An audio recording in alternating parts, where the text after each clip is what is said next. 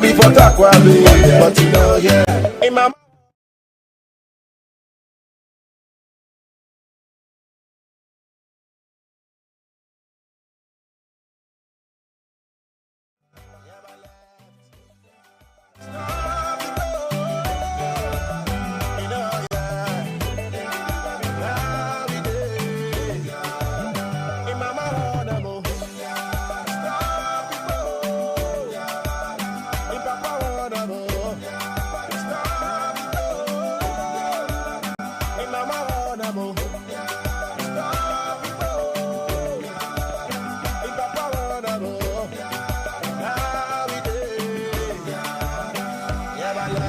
respect, Felix King.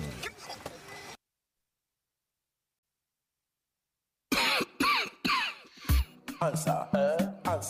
It be you way say you want mamba. No. Scoosh. No. Good. No. It be you way say you want drama. No. Answer. It be you way say you want loud. No. Before, science student had nothing on me. Nothing on me. I used to take codeine. Yeah. Mix it with a lot of other things. A lot of other very risky things. Over time, the thing go. Skibbity papa, skibbity, hey. The thing go. Skibbity papa, skibbity pa. I nearly die overdose.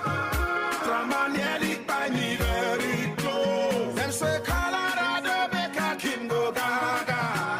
People order me still take a black mamba. Them hail and say you are mixing like a DJ. DJ Akino get something to say. When them ask him, he said the thing they make me higher. He they make me know they tire. I'm always burning like a fire. Now the thing when I desire. Oh yeah, help me sing them like a fire. Now be what you require. Till you go do not to retire before your body go expire. Answer. If you way say you want mamba, scoosh.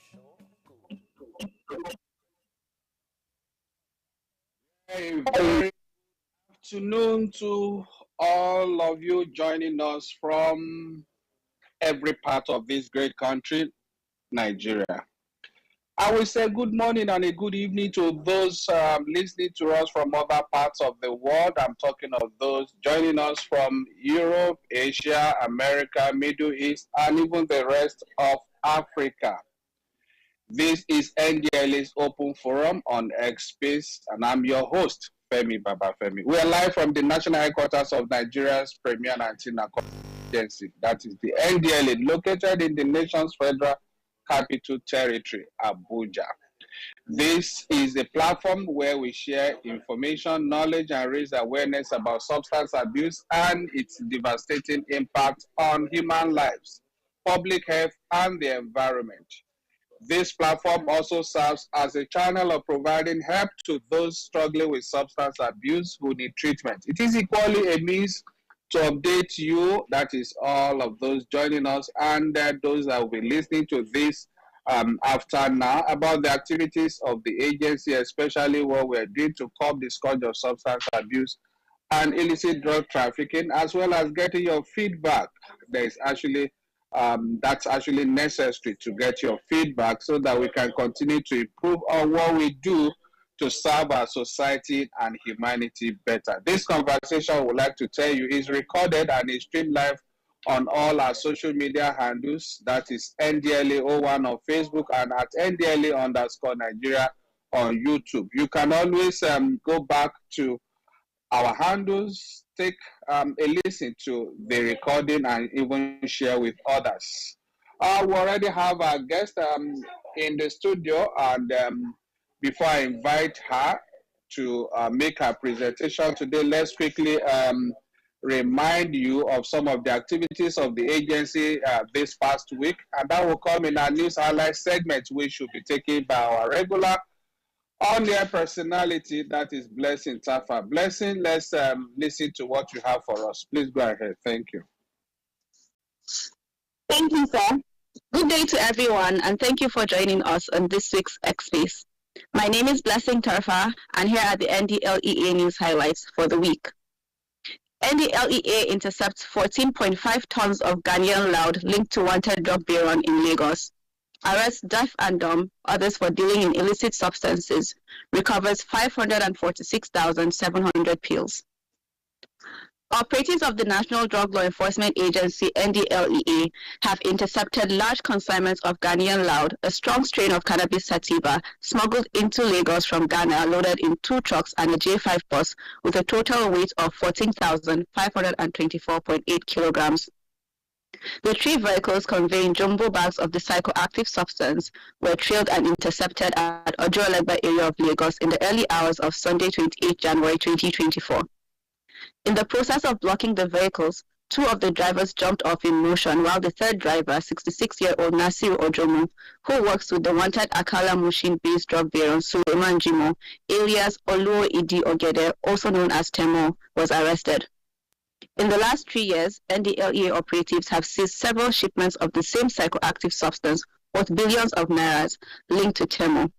The wanted drug lord has since gone into hiding while the agency continues a manhunt for him. In the same vein, NDLEA operatives on routine patrol around a warehouse sealed at Church Street, Idumota, Lagos by the agency over an ongoing investigation on Thursday, 1st February, arrested 3 suspects, Joseph Joshua, Mohamed Adamu, and Balarabe Musa, who burgled the store and loaded 546,700 pills of tramadol and other opiates into a waiting yellow bus marked VDG 447XD and an unregistered Suzuki minibus. Meanwhile, a male deaf and dumb suspect dealing in illicit substances has been arrested at Samaru area of Zaria, Kaduna State. At the time of his arrest, 150 grams of the cannabis were recovered from him while selling the psychoactive substance. Another suspect, Ibrahim Sani, 56, was also arrested in possession of 51 kilograms of the same substance in the Turkania area of the state. Operatives in Abuja on Wednesday, 31st January, arrested Emmanuel Paul with 43.5 kilograms cannabis concealed in used shoes loaded in a trailer coming from Ogbese, Ondo State, to be delivered at Gwagwalada area of the Federal Capital Territory, FCT. In Katsina State, NDLEA officers on patrol along Blusimma Katsina Road on Friday, 2nd February, apprehended a suspect, Murtala Isa, 35, with a total of 37,600 pills of tramadol and other opiates recovered from him. In Kogi State, operatives on Wednesday, 31st January, destroyed 833.32 kilograms of cannabis sativa on a 2-acre land at Iluke Community, Kababunu local government area, while the owner, Samuel Atonila, 49, was equally arrested. On the same day, operatives in Nasarawa also arrested 3 suspects, Muhammad Musa, Biryamini Musa, and Saidia Ya'u, with same psychoactive substance weighing 24.4 kilograms at Ukekari local government area of the state, while no less than 258 kilograms of same substance were recovered from a bush store around Ikare Bypass, Owo, Ondo State. Commending the arrests and seizures of the past week by officers and men of the Lagos, Kaduna, Ondo, Katsina, Nasarawa, Kogi, and FCT commands, the Chairman Chief Executive Officer of NDLEA, Brigadier General Mohammed Bubamoro, retired, charged them and their compatriots across all formations of the agency to continue to remain vigilant and double their efforts on both drug supply reduction and drug demand reduction simultaneously. That's it on arrests and seizures. Now here are the WADA activities across the country for the week. The objective of the War Against Drug Abuse WADA program is to strive eliminating drug demand in the society. As such, commands and formations of the agency facilitate sensitization programs nationwide to ensure that drug-dependent persons receive treatment, while non-drug users remain drug-free. Up to 3 commands facilitated WADA sensitization lectures in different locations on Monday, 29 January 2024. The Semi-Special Area Command to the Commercial Motorcyclist Station in Okoafo, Olorunda, LCDA, Badagry, Lagos. The Osun State Command to students of Ansarudin Secondary School in Udu, and the Niger State Command to students and staff of Government Science Secondary School, Mokwa. On Wednesday, 31st January, the Ogun State Command delivered a wider sensitization lecture to parents, students, and teachers of Kempta Comprehensive High School, Olugbo Odeda Local Government Area.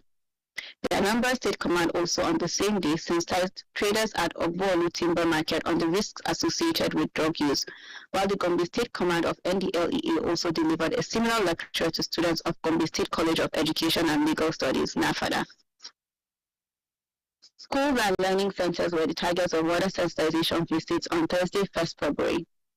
The Oyo State Command to students of St. David's Anglican Basic School of Lomosho, the Kano State Command of Government Girls Abdul Secondary School and Gordon Wudi Local Government Area, and the Jigawa State Command at Government Day Science School, Babura. The Lagos State Command concluded the wider activities for the week on Friday, 2nd February, with a sensitization lecture to parents in Ibeju Lekki area of Lagos State, delivered in collaboration with Yedai Community Development Association. That's the update for this week. My name is Blessing, and I hand you over to our host, Mr. Femi Babafemi.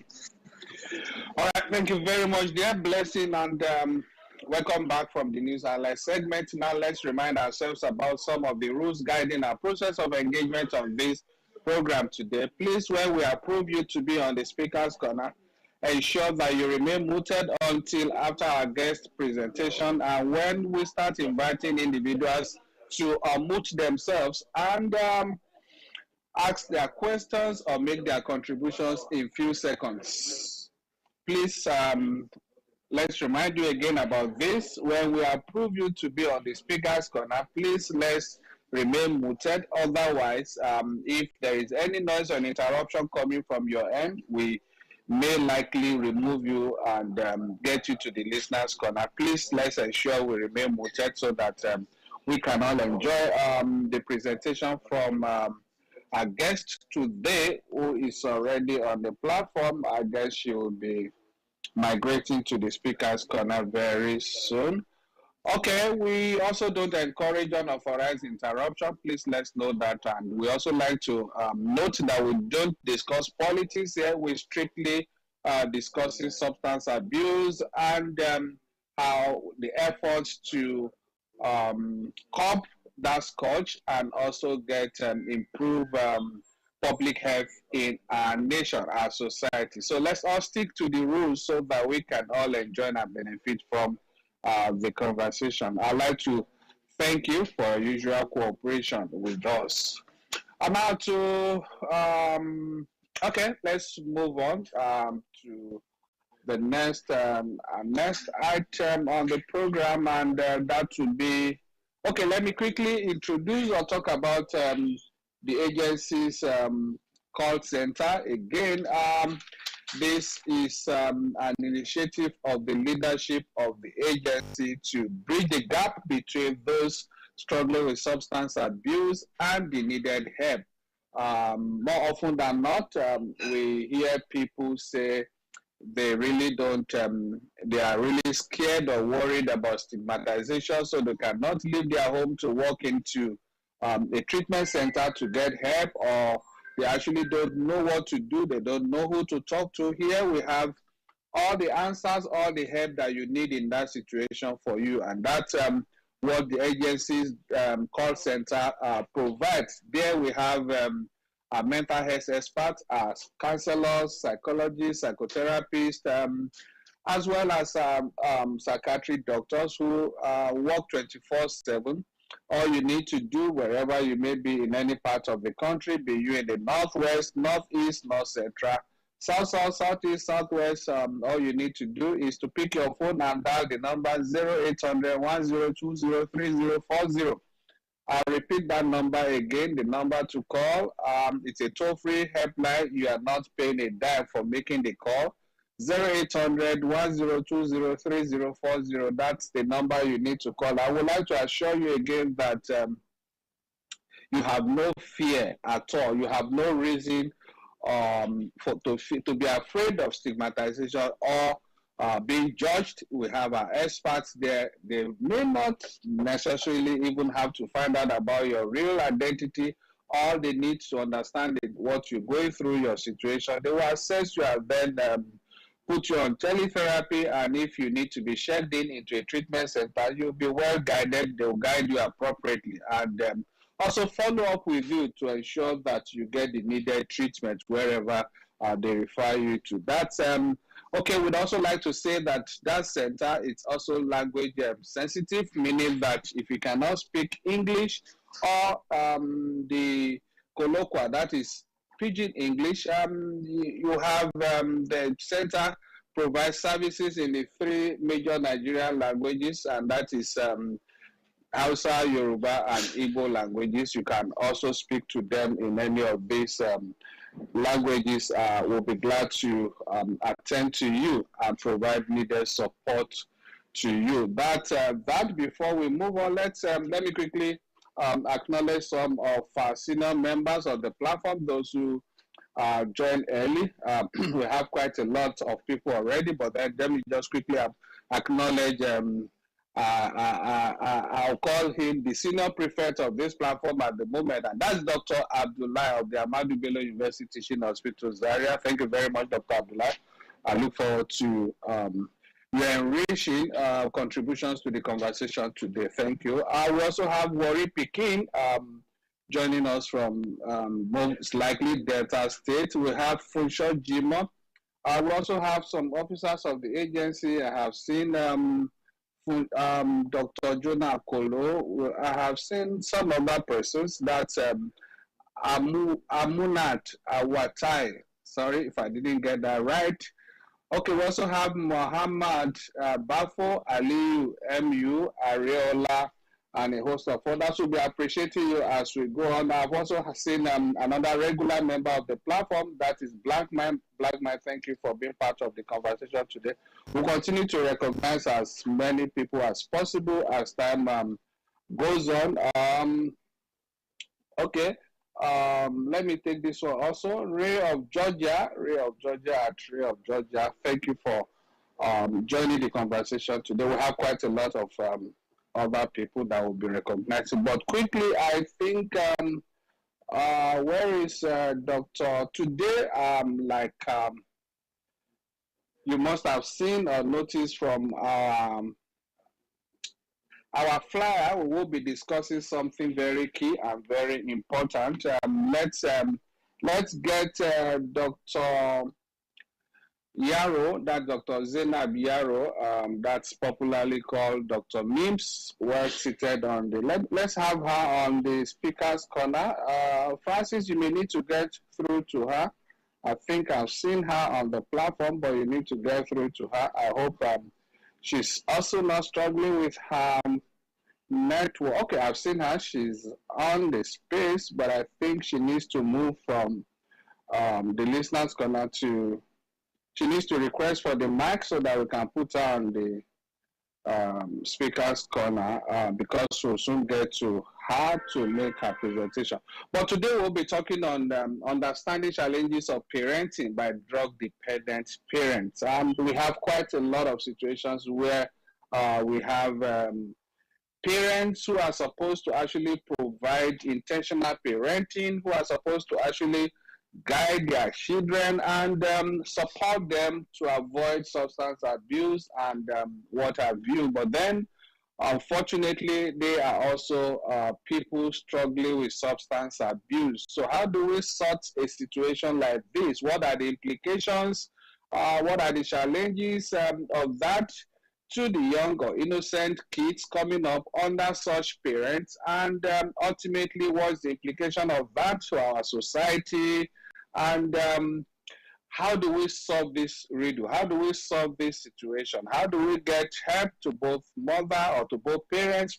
Mother, it could be father, it could be mother, and these kids who rely or depend on this kind of parents for parenting or for guidance in life. So all of those would be what we'll be expecting some insights from somebody who is knowledgeable, somebody who is a medical practitioner and who will be sharing her experiences with us in this regard, and that's Dr. Zainab Yaro, popularly called Dr. Mims, and she is the medical director of Dr. Mims Clinic and Wellness Center in Abuja here. She's, like I said, a medical doctor and a passionate child advocate. So you can see that our choice of Dr. Mims is not misplaced. We definitely know who cares about children, who cares about kids, and how to get them proper upbringing, how to what it takes to provide intentional parenting for kids to be who they really need to be in life. Like I said, she's the medical director of Dr. Mims Clinic and Wellness Center, Abuja here. She is a renowned pediatric, that's the hospital is a renowned pediatric hospital in Abuja, certified infant child CPR and first aid instructor. She is also the co-founder of Progeny Cerebrum, that is a mentorship platform which provides support and mentorship for medics in training. Dr. Mims is also the author of My Little Human's Personal Health Record, that is the yellow book. Please join me in welcoming Dr. Zainab Yaro, popularly known as Dr. Mims, as I invite her to unmute herself while we listen to her discuss understanding challenges of parenting by drug-dependent parents for the next 30 to 40 minutes. Please go ahead, Dr. Mims. You're welcome. Good afternoon, everyone. I hope I'm audible. We are hearing you. Okay, and like you said, good morning, good evening to people in other parts of the world. I'm so happy to be in this space today. You wouldn't believe this is my first time on X-Space. I've been in Clubhouse in the past, but I've never been on X-Space, so this is my first time being on X-Space. So I'm really happy to be here. I'm more happy to be discussing this topic, which is very pertinent to what the society is today, which is understanding the challenges challenges of parenting by drug-dependent parents. And you posed the question, and that was shared earlier. Are there parents struggling with substance abuse and yet saddled with the responsibility of raising innocent children? And of course, I think we all know that the answer is yes. Whether we've had a personal experience or we know somebody directly, who suffers from substance abuse and is also a parent, we just know that answer is yes. So it's actually, how we talk about when we have a pandemic or an epidemic of things like, when we had COVID, we have things like meningitis and all that. But I think people tend to forget things that are not, they look at these things as non-medical. But then the consequences are just as devastating as any of these medical conditions. So I like to think of substance abuse as also a pandemic or an epidemic, depending on the area you're in. And first and foremost, we just want to an overview of, because this is NDLEA, so I'm sure it has been discussed over and over again about what drug abuse is. And we use the term drug abuse loosely. And people tend to ask, so when do you say it's drug abuse? Because we do take medications, and medications are also called drugs, right? We take them when we're unwell. So a drug really is any substance that, when ingested by an organism, which can be a person, alters that person's physiology and psychology. Any type of drug. And this can translate to physical, social, and emotional changes in some sort of way. So anytime a drug is ingested, it's going to change some sort of physiology or psychology. So in terms of when there's an illness and the person takes a drug, it's going to alter something. It's going to take care of the problem. So there's always a change that happens. And for those of us that did biochemistry, the term xenobiotics, just like cosmetics, pesticides, flavorings you have in food, xenobiotics are substances, chemical substances that are foreign to animal life. Anything that is foreign to the animal life is called a xenobiotic, and a drug is a xenobiotic. Now, that is what a drug is. Drug abuse now refers to illegal use of just drugs, whether over the counter or prescribed drugs or illegal drugs. Just the illegal use of it is what you call drug abuse. But then again, the term drug abuse has been used very loosely, and sometimes we want to be politically correct. And nowadays, people are moving towards things like substance use disorder, or you say alcohol and drug use disorder, or active addiction or problem use or unhealthy use. Same thing when you talk about somebody who is addicted to drugs. People don't want to use terms like drug addict. We want to say things like person struggling with substance abuse, person with substance abuse disorder, or a person who suffers from addiction. Just, because, the world is evolving. I like saying that because now everybody is more aware of what the mental health is all about. So sometimes we use words and terms loosely, not knowing how it affects somebody's psyche, and at the end of the day affects a lot of things because the mental health is very, very important. Now, a drug can be in two forms. They can be naturally occurring drugs like cannabis or tobacco, which are mostly plants, or they could be manufactured in synthetic things like ecstasy or ice. I know there's so many street names, I can't even keep up. The names keep evolving because you can have one drug that will have various names and you can't even keep up how they sell them in the in the dark market. And drugs fall into three categories. So we're talking about the types. You have synthetic and then you have the natural ones. And then they can fall into three categories, right? You have your everyday substances. So you wouldn't know that things like coffee, things like cola nut are also drugs, right? But these are your everyday substances that you can just ingest, prescription medications that was prescribed by your physician. And then secondly, you can have legal recreational drugs. So the recreational drugs are not prescribed, but then they're legal in most countries, So you have cigarettes, you have alcohol. So in terms of cigarettes, sometimes in other parts of the world, you have areas where you're not allowed to smoke, and areas where there are smoking areas, or you can smoke on the street. I was in Egypt about 15 years ago doing a posting, and I noticed even in the corridors in the hospital, you see a porter just pushing, bed sheets, and he's smoking a cigarette in the corridor of the hospital, and you can't find that here. I don't know about the legal backing, but it should be frowned upon by any of the clients working in that hospital. And then thirdly, you have illegal drugs, such as speed, cocaine, crack, ice, all those funky names that they give it to make it sound very appealing and to, sort of code it so that somebody can have a conversation and they're talking about illegal drugs and you don't have an idea. They're talking about lollies or, so many funny names and just keep coming up. Now, people will definitely use drugs at some point in their lives. It could be for a variety of reasons. First and foremost is what everybody knows. Drugs can be used to treat illnesses. It can be used to get relief from pain. And sometimes people just use drugs to feel up and energetic. Some people will tell you, I just feel some kind of way. I'm feeling very low. Do you have anything that will just make me feel energetic? Somebody like perhaps a laborer wants to reach his quota for the day. Will reach out to someone and say, I need something that will give me energy, something that will just make me walk like a horse, just to make the day's pay. And then some on the flip side, while somebody is trying to feel up and energetic, somebody wants to tone it down a bit and feel relaxed and calm, or just to fall asleep. I've had parents so many times asking me, Dr. Mills, can you give me something to make this baby sleep?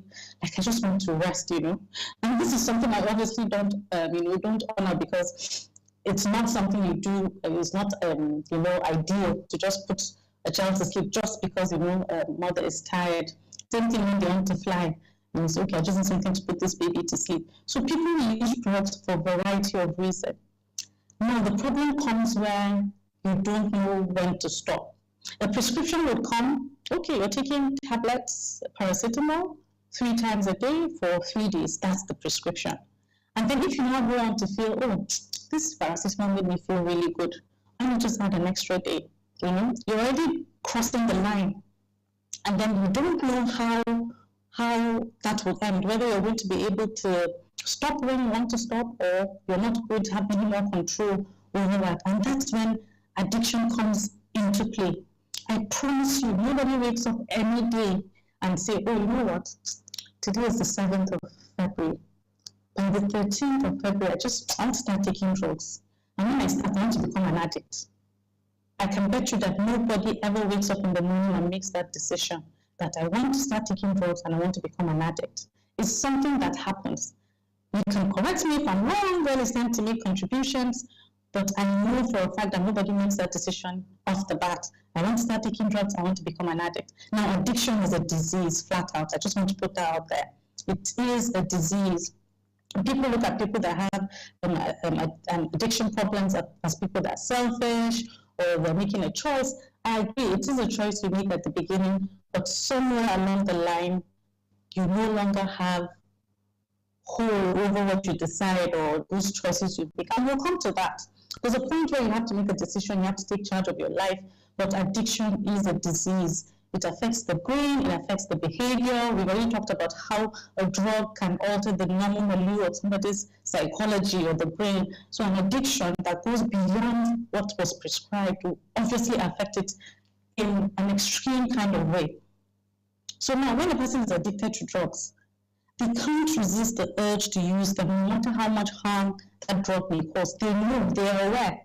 It's something like cigarettes, something as common as, legal drug like cigarettes, On every pack of cigarettes, it is boldly printed there. You see lungs that look extremely different from what a healthy lung should look like. A healthy lung should be pink and fluffy. You see the one that has black spots everywhere, it looks rigid. And it's clearly stated there that smoking kills. So that person is aware that smoking could kill him or her, but that person goes on to use their own money to purchase, that cigarette. So the person is aware, but that person is unable to stop. And at first, addiction is maintained by pleasure. Okay, so it's the pleasure that maintains the addiction, but then the intensity of the pleasure gradually diminishes. And that addiction now becomes maintained by the avoidance of pain or whatever made that person start. So for instance, if like a sickle cell patient, which is quite common, even in doctors, was prescribed pentazocine, which is a very potent drug for pain. So initially the person will become addicted because of that pleasure and the pain relief that drug gives him or her. But eventually, when the person becomes addicted, the addiction is not maintained by the avoidance of that pain. Now, a second example would be somebody who is depressed or has anxiety issues, right? And that person just wants to escape from his or her problems and begins to do maybe illicit drugs. So initially the person is just, I like how I feel high. They always say they feel like they're floating, right? But over time, as the pleasure intensifies, it begins to diminish. And that person stays hooked because of that escape from the problems and the worries the person has. So in the beginning it starts as pleasure, but later on it's something totally different, And like I mentioned earlier, the different types of drugs, the addiction is not just to things that is, when you hear drug addiction, is to heroin, cocaine, Even alcohol is an addiction. Nicotine is an addiction, we know that, Sleep and anti-anxiety medication is an addiction. I have so many people, older aunties, that they know you're a doctor. And some of these drugs, and I'm happy so many times that they go to the pharmacies and they don't let dispense this medication because they're controlled drugs. But in other parts of the country, you have places where through the back door you can get any prescription you want. However, they'll come to me, you know what, I didn't sleep well last night. Can you just write something for me to help me sleep? I always refuse. Unless there's a clear indication. Even people that have high blood pressure, they will tell you that it's because I didn't sleep. I've just been thinking strong, I went back to school, school fees and all that. Can you prescribe something to help me sleep? Let's get to the root of the problem. When you sleep and you wake up, your problems will still be there. That's what I keep telling them, because once you start, people have different thresholds, and you can't know, this patient is the one that can control the addiction or can withhold the temptation. You can't, it's not written on their forehead. So starting it is where the problem is. Now, at first, obviously you choose the drug because you like the way it makes you feel. And you may think you have control, but over time, it changes how your brain works, and then it takes over your self-control. And this will lead to damaging behaviors. And now, talking about, the beef of the matter today about how, it affects parents and how it affects parenting. A lot of times, because I'm in the pediatric field, I mostly focus on adolescents, teenage drug abuse, things like that. But all the time, I always focus on, for instance, if a child walks into my clinic, I'm studying the body language, I'm studying how they interact with their parents or their nannies, And I've always wanted, sometimes the moms are surprised, they come in with a newborn, baby has a rash or a fever, and I'm asking, how are you doing? Do you have any support at home? Are you lactating well? Is your BP fine? Because I know that fundamentally, if a parent is not well, then that child cannot thrive. because the parent is the primary caregiver and the sole person, sole custodian that will create a nurturing and thriving environment for that child. So my job as a pediatric doctor is to ensure that that child is safe, both at home and school, wherever they are. So I have to make sure that the parent is safe and is a safe place for the patient. Now, how do you know when somebody, how can I tell if somebody is an addict or, has some drug issues? For children, it's quite easy, and if you know your child, you see things like decline in academic performance, they begin to look unkempt and dirty, they begin to tell lies. A child that was very, upright will begin to tell lies, they begin to steal in order to, maintain that habit. They begin to skip school. Truancy is one of the first signs you might see. They begin to avoid their old friends and begin to make new friends as a parent you've never seen before, mostly naughty ones. And they begin to just look overly unwell, malnourished, or sick. Now, in an adult, it might be a bit more difficult, especially if it's your spouse or your friend, because it could be a bit more subtle. And you might not pick it almost immediately until maybe the person has gone a bit far. So you notice things like changes in behavior, just sudden shifts in mood. You've had a friend for over 8 years, 10 years, and all of a sudden, things you normally joke about and laugh about it, this person will just snap, have a short circuit. And then the person will begin to have increased secrecy. Like if it's the spouse that has it, the wife or the husband will notice, this person has become very secretive. Now if it's a woman, she might just feel, my husband has started cheating, and start checking phone or checking messages, or start to smell him, whether there's a perfume that smells different, how really women can be. But this might just be a sign that this person has started using or has become addicted to some sort of drug. Then withdrawal from social activities. You may see physical changes. Somebody that was, always never caught on fresh, clean, will come to work looking a bit haggard, has like some sort of body odor, unexplained weight loss, changes in sleep pattern will begin to, because these things alter the way your physiology is. Then financial issues. This one in particular, it's something I always look at. It has happened to me a lot. There's a family friend, we grew up together, all of a sudden out of the blue, dials my number. Oh, who is this? Is this so? I said, oh, no, it's you. How did I mistakenly dial your number? How have you been? You're a big woman now, you're a doctor, you're in a hospital, things like that. Just trying to rush me. So in my head, I was like, oh, this is nice. I'm catching up with this guy. This is somebody who had gone to flying school as a pilot, but just me hadn't had a job for a while. And one time I heard a story that he got shot by somebody trying to grab his phone and everything. So after all that talk and everything, he was like, what, me that we've spoken to you, I was trying to reach somebody, I'm having some issues with my bank card. I want to transfer 20K to somebody. And it's always odd, just small cash, or they'll tell you 17,560, something very precise, But that time, he told me it was 20K that wants to transfer it to somebody, that please, can I help him? That was the red flag for me. I've dealt with teenagers, adolescents that have these drug issues. So that was the red flag. I was like, why would this guy, you've not heard from me in a long time, asking me. And I said, okay, which account do you want to send it to? And I said, no, just send it to my account first. But this is someone that said had issues with his card, right? So I just had a feeling that he had some drug issues. Everything made sense. Him not getting a job, the whole shooting incident and all that. Because these are things that you encounter, risk to your life. Then they begin to neglect responsibilities.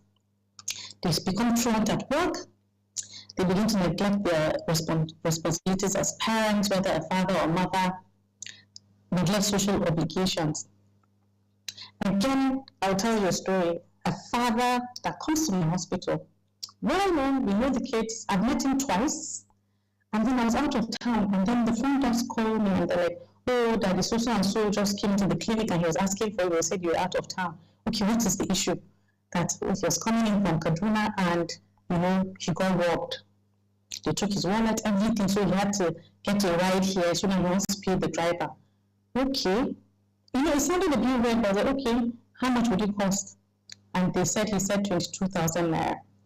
So I wanted to speak to one of the doctors. I was like, have you confirmed this, Daddy? And she was like, oh yes, just consulted with him. And everybody was like, okay, fine. I was like, okay, no problem. He was probably desperate and we were the closest to where they live, no problem, no wahala.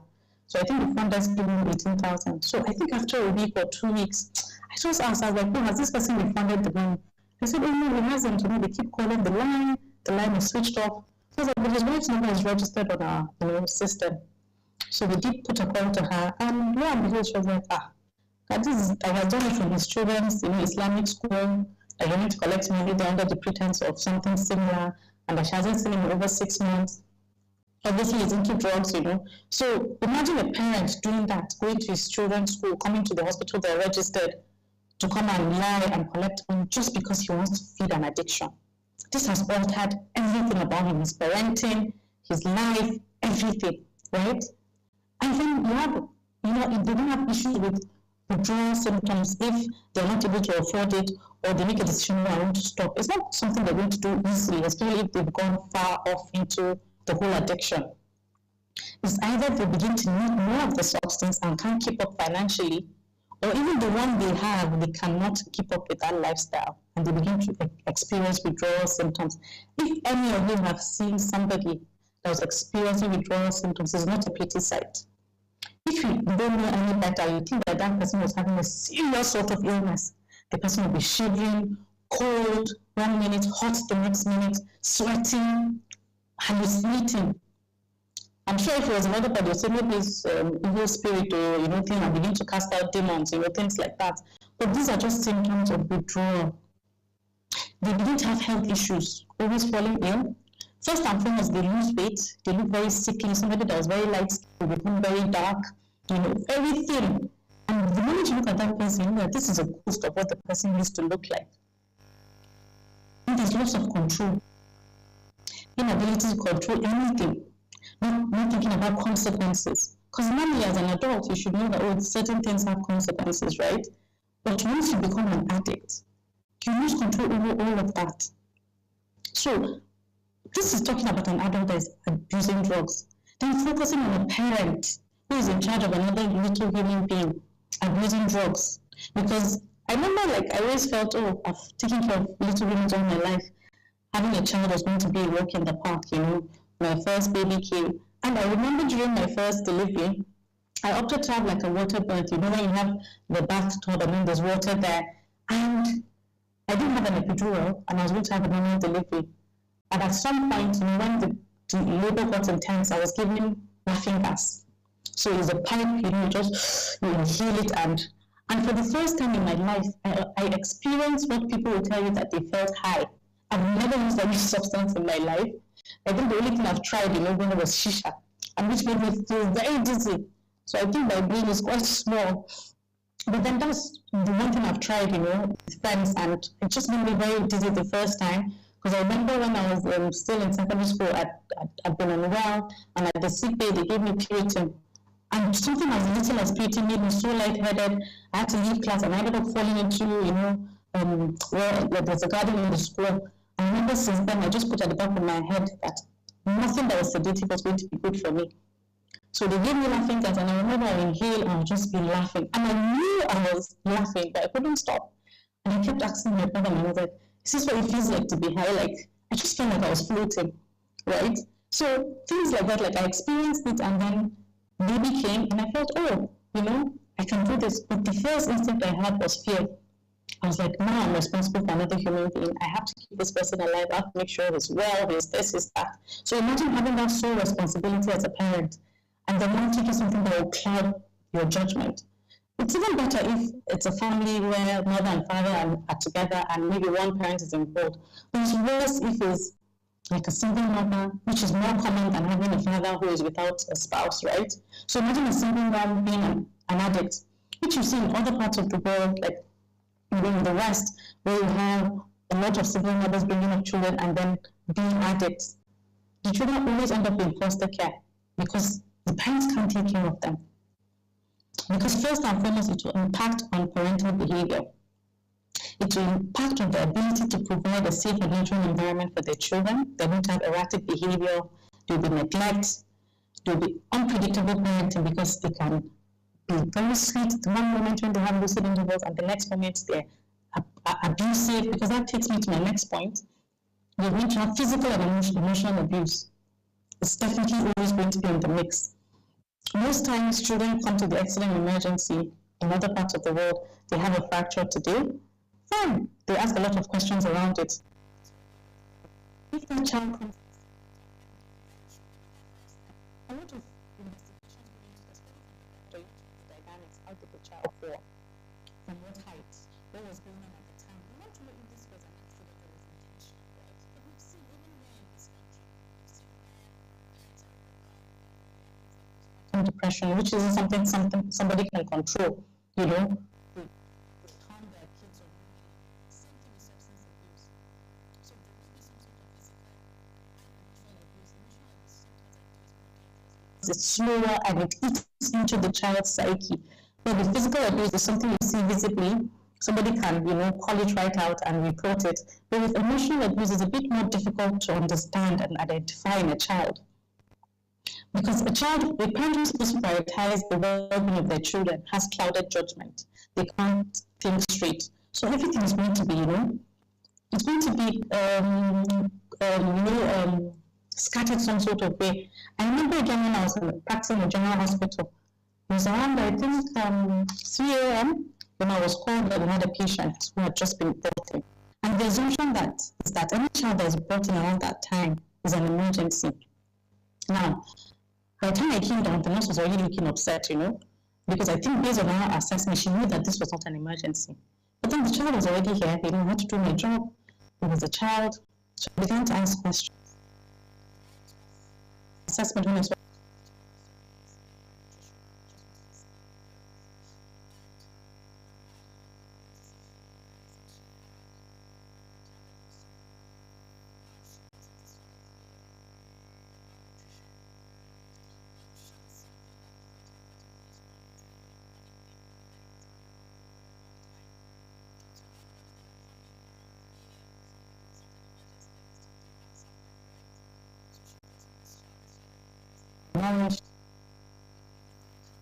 she came with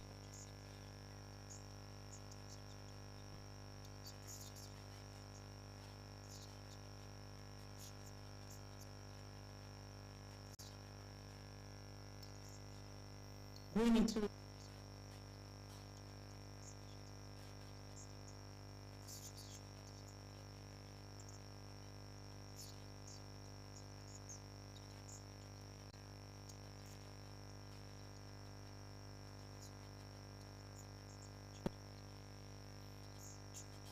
parents who abuse substances.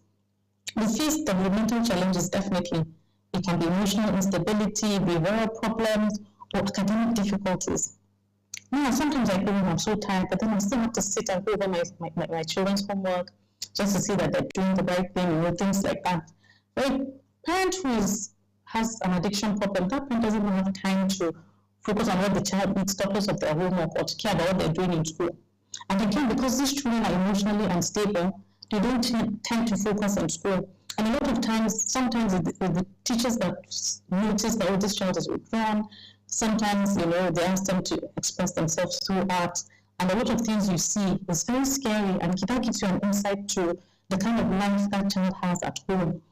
So they face challenges in school. So sometimes their IQ can be very high, cognition is intact, but then they're not doing very well in school just because the home front is not safe and is not conducive for them. And a lot of times, these children always experience anxiety. We talk to them, I mean, they just, you know, they're very, very irritable, very, you know, not settled. Any small thing, they just seem very dazzled by little things. And it isn't the same kind of time they have anxiety, eating disorders, and have suicidal attempts. Because they want some sort of escape as well. The same way a man wants to escape the world, into the world of drugs, this child just wants to leave the world completely. So these are some of the issues they have. They can have speech delay, you know, just like I mentioned, cognitive functions. And children of parents that abuse substances always have difficulties forming with healthy relationships, be it with friends, be it romantic relationships, and most of them always end up with partners or spouses just like their parents, or they tend to settle for less because they feel this is, oh, they had it worse and this is even good enough, you know, they keep comparing, especially maybe a daughter who had a father who was abusive into drugs. If she meets somebody that was just not as abusive, but then she would just feel, at least this is even better than what my mother had, you know, and they tend to settle for less just because they feel this is much better than what they had. And a lot of them you see would leave them early on because they want to get married or they want to follow somebody else and just escape that world that they used to. And even in terms of friendships, these children, because they want to be secretive, they don't want anybody to discover the kind of life or the kind of home they have. They don't want friends coming over. They don't want to meet friends that will say, oh, I want to invite you over to our home so that next time that person wants to come to their own home. They tend to stand away from the crowd. Don't notice me. Don't be friends with me. Don't ask me questions. Don't notice the bruises under my shorts, things like that. They tend to stay away from the crowd. So in terms of family relationships, they have a problem. Now, studies have shown that children that were raised by parents who abuse substances themselves go on to develop substance abuse issues later in life. We're talking about environmental factors, genetics, learned behavior, because children are like mirrors, they're like sponges. They soak in whatever you dip them into. Whatever they see, reflecting back at them is what they believe it to be the right thing to do. So children are very, very impressionable. Most of them grow up to just abuse substances as well. Most times the exact same kind of substance that their parent abused. And unfortunately, you have families where both parents are into drug abuse. For example, the popular musician, the icon Whitney Houston. Rumor has it that she was the one who introduced Bobby Brown, but the main, belief was he introduced her. And these were both parents, and both of them were abusing substances. And sadly, her daughter went on to die, mysteriously. Some say it was drugs, some say it was suicide, This is just to cite an example. Then there are legal implications. Imagine if that father who had come to borrow money from my hospital had decided to find him and press charges, These are legal implications for the parent. If now we can transcend to the children, especially in other parts of the world where these systems are in place. We have social care services. These children are taken into foster homes. We have legal issues. We have protective services coming in. This can have legal implications for the parent as well. The emotional burden. Now again, people just say, oh, it's not my problem. Like for instance, last weekend I was at a school where we had a seminar it was a parent workshop about children with special needs. And I wasn't happy with the turnout. Though some parents joined online because I feel a lot of times people feel, oh, I don't have a child with special needs. I don't need to attend this. This thing is going to affect you one way or the other, and knowledge is power. So people now sit in their own little silos and feel, oh, I don't have any issue with substance abuse, I don't have any immediate relative. But this thing is going to affect you one way or the other. Imagine if there's somebody in your community that abuses drugs, especially in other parts of the world. It's moving to our own part of the world as well. You have somebody that was abusing drugs, they have guns everywhere there, just comes into a mall, you happen to be at that mall, the person shoots out, you become a victim. Your son goes to school, he mixes with another child that's into drug abuse. Unfortunately, your child goes into peer pressure, he begins to abuse drugs. So people always feel, if it's not happening to me, then it's not my problem. Everybody that's abusing drugs, burden on people around him or the society, financial burden as well. Because rehabilitation is not cheap. We like to throw it around, oh, this person needs rehab. I have personally had family members, people close to me that have needed rehab, and I know how much has been spent over and over again just to get them help. Now, medically speaking, a parent that abuses substances can have medical implications for their child, especially unborn children. So a lot of times you see people, like in other parts of the world, the first inclination you have a woman who's pregnant is when she's at a social event and she refuses to take wine or champagne. And then everybody begins to giggle and like, oh, are you pregnant? Are you expecting? Because it is very popular knowledge that pregnancy, a fetus being exposed to certain drugs or chemicals can affect the development of that fetus. So imagine something that was even prescribed, things like thalidomide that had devastating effects of fetuses that had short limbs. So imagine the body was there, but the limbs were just like tiny knots attached to the body. This is something that was prescribed. There was a dose that was known. Now these drugs, I don't know if I have pharmacists in the house.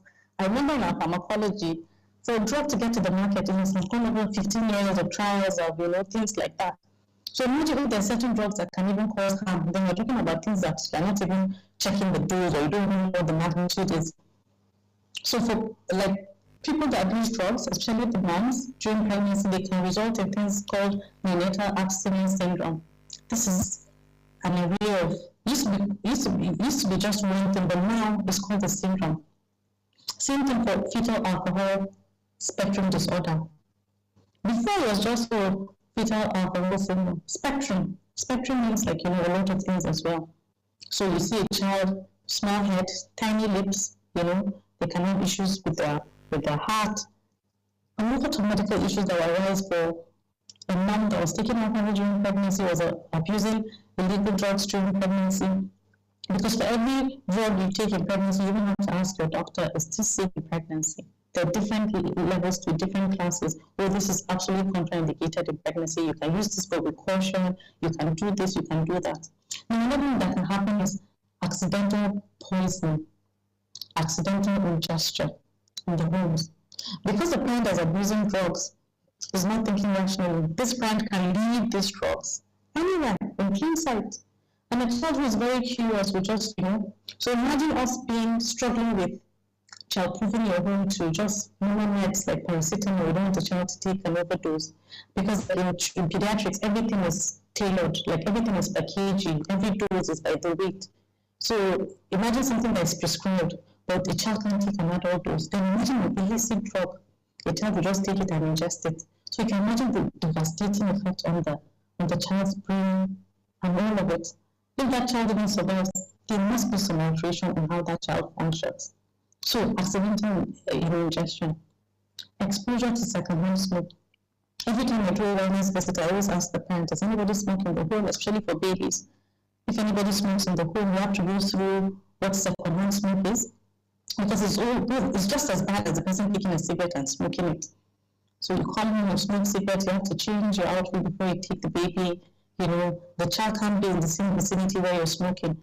But the person who's addicted to and is smoking marijuana or whatever does not even care or think, oh, this is going to affect my child. And that child is watching. Recently, I saw a video on Instagram. There was a child, it's Asian, they bought a cake, it was his birthday, and then there was a candle.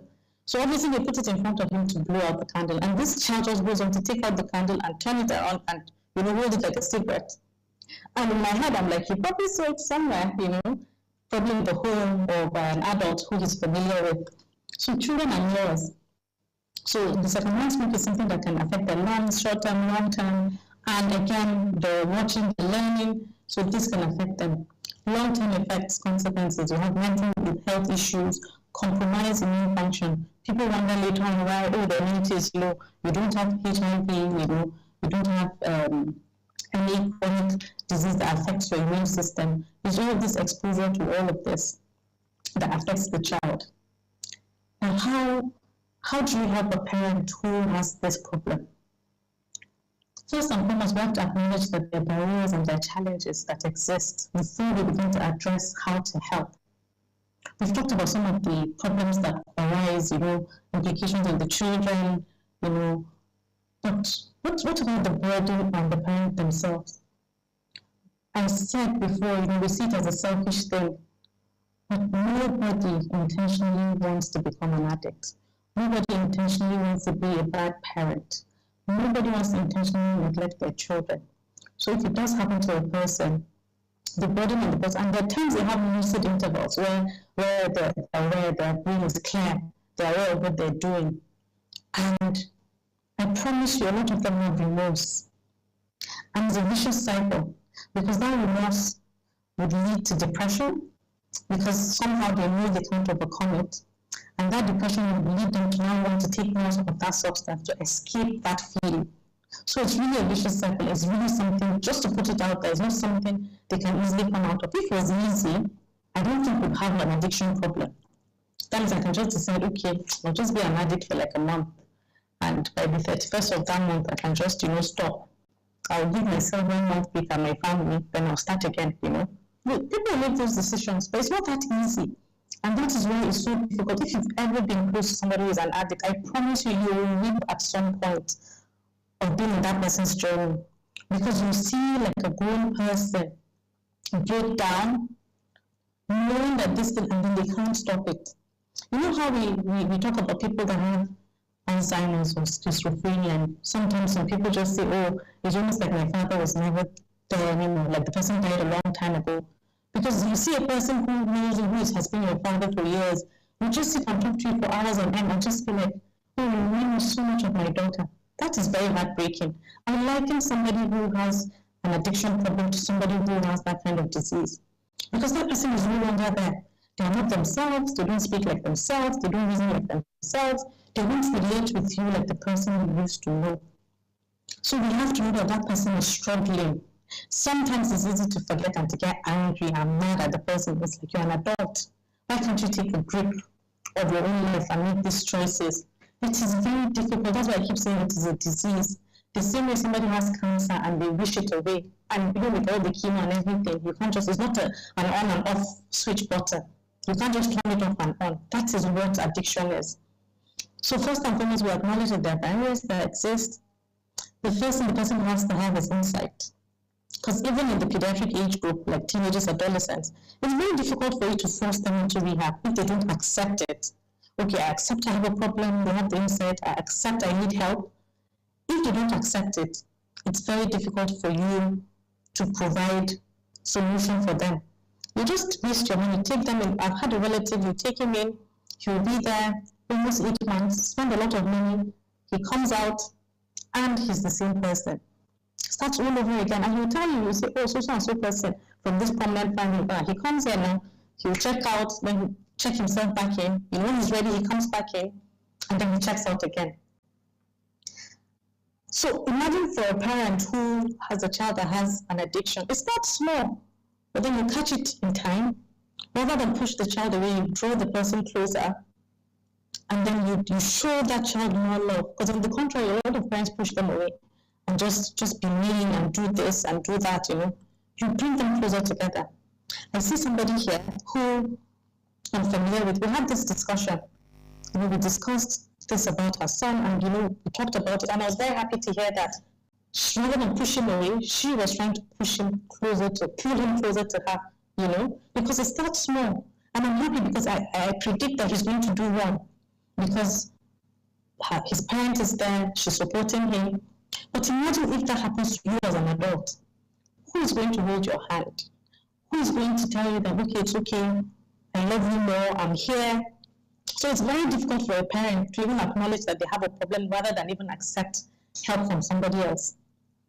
So first thing is insight. For the person to be aware they have a problem, to be ready for the recovery, because recovery is an acceptance that your life is in shambles and that you have to change it.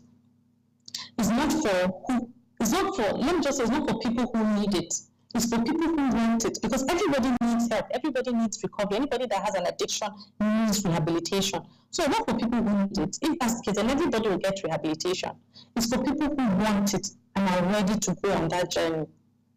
Now, we have barriers to seeking help from these people. First and foremost, we have stigma, and then the shame. I told you that sometimes they have a lucid period, and then they have remorse, there's shame, there's regret.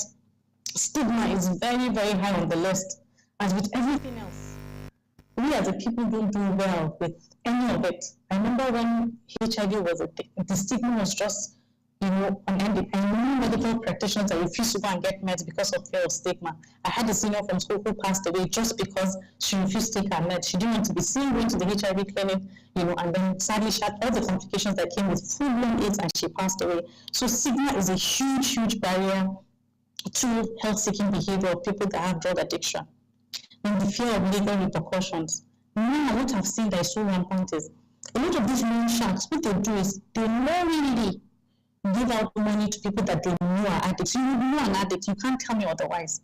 There's a person that will call you and ask you for a loan that you know, but then there's a pattern of somebody that has an addiction problem, you would know. What they do is they keep on giving them that money, and then when the threshold has been reached, they begin to hunt them down, give calls to their family and friends, threaten them, and you hear things about shootouts, about killings, about things like that, and then have legal repercussions, because these people who are addicted to drugs will do anything necessary to feed that habit. So they tend to go and borrow money from here and there, they steal, they become something else, and then before you know it, they have so many police cases, So for fear of that, some of them even go into hiding, they don't want to come out and look for help. So another thing, like I mentioned, is finances. Rehab is very, very expensive, even for the government hospitals. I have colleagues there, I've tried to recommend, but even at that, we have money that they have to pay for haircuts. The private ones, we hear you make deposit of 50K for their weekly haircuts. you pay for labs before they're checked in, they're feeding. Some are having 2.4 million, 2 million, you're paying millions per month. So rehab is very, very expensive. So this is the barrier. Like, I'm happy to hear that, okay, there's teletherapy, the NDLA is funding and all of that. But then, like you mentioned, in the opening, that if the person needs physical rehabilitation, then you'll be guided. But then who funds that? Some of the government facilities, offices, I know particularly a very big group has started also to fund, like if a staff has an addiction, they will fund your rehab and everything. But then now they don't any longer because it's a lot of money. So finances is a huge, huge barrier. So I see a lot of NGOs, that focus on things like sickle cell, maternal health, and all that. But I think that these are things that need to be more, I know there are some of them, but I think they need to come more into the limelight. NGOs for people that are suffering with substance abuse. I think this would really help. Lack of support. And again, I was happy to hear of all, the NDLA commands that are doing enlightenment in different states across the country, because this is very important. When people begin to realize, okay, these are the signs of somebody that might be abusing. If you're able to pick, early intervention is key for everything. Early intervention is key for everything, whether it's a physical disease or a mental disease. Early intervention, before it gets to the point where, repair is almost impossible. It's never impossible, so you can start at any time, but the outcomes are different when you start early. So if people are enlightened about these names, these street names, you can hear somebody discussing on the phone, oh yes, okay, I just want ice. Okay, how many do you want? You are listening, the person wants to buy ice block. But by the time you marry that, the terminologies with the changes you see physically and the behavior, you're able to catch it early and approach that person if it's possible, or reach out to people who can help, because that person is going to need a lot of support. You know how we talk about it takes a village to raise a child? It takes a village to help somebody that has substance abuse, really. They need the help. Nobody is an island. Nobody can do it alone. We need support groups. In other parts of the world, we have support groups for everything. Support group for breastfeeding mothers, people that have lactation issues, support group for everything. So we need a support group. They have Alcoholic Anonymous. They have sponsors where you've been maybe free of drugs for a certain period of time and you want to use, you quickly dial the number of your sponsor. You have like 3 more minutes, Dr. Mims. Okay, I'm rounding up. Okay. So we need a lot of support. We need support groups because early intervention is key. We need to work on recovery and building of relationships. So for somebody that was having drug abuse, most times they can end up in divorces, they're no longer with their children. We need to have a system where they're now reunited with their family to make up and then begin to rebuild their relationship with their children. So we need to have that in place. Then most importantly, prevention strategies. So exactly what NDLA is already doing, creating awareness, trying to break the cycle, because we need to even break the generational, because you hear about generational causes. This thing happens with drug abuse as well. Okay? Then community involvement, like what has been done already. Now in conclusion, it is very crucial for the well-being of both the parent and the child that the parent seeks help for their substance abuse issues to create a more stable and supportive environment for that child. Remember that just because you hit rock bottom doesn't mean you have to stay there. So thank you for listening to me and giving me this platform. I welcome contributions, questions. Over to you. Thank you. Thank you very much, dear Dr. Mims. I'll tell you that, in fact, one of your colleagues who is part of this, who is on the platform, that's Dr. Ladega. He was actually a guest here before, and I just saw his tweet now in our DM already giving you more than a pass mark. And let me reach out to you. Thank you so much for this topic. The presenter did amazing. God bless you. So from all of us here, we say God bless you, Dr. Mims. You did excellently well, very detailed, well explicit, and you delivered with the right examples, everything, instances to buttress. So it's not so difficult for anybody to understand your point. We appreciate your presentation. Now, okay, before I invite those ready to make contributions, to ask questions, let me quickly acknowledge some of those that have joined us. Again, quite a number of prominent people on the platform. We have Yusuf Wasiu, our regular John Ogunjimi, Auntie Kemi is a school proprietor in Akure, in Abuja here. We also have Dr. Dokun Adedeji. Dr. Dokun Adedeji is the founder and the chief executive of Center for Lifestyle Adjustment and Wellness, CLAW, in Lagos. Thank you very much, Dr. Dokun. Then we also have Black Mind. We also have joining us from North America, Dr. Azia Adamubiu. Dr. Asia is staying too long in that place. Thank you very much, Dr. Adamubiu.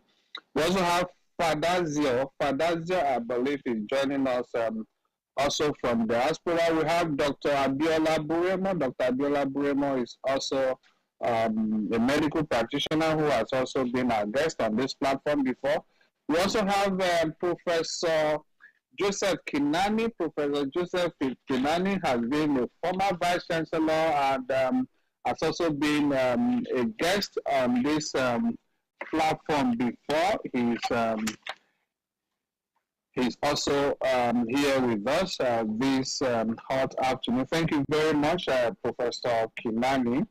We also have David Solomon. I believe David Solomon is joining us from Otupo in Benue State.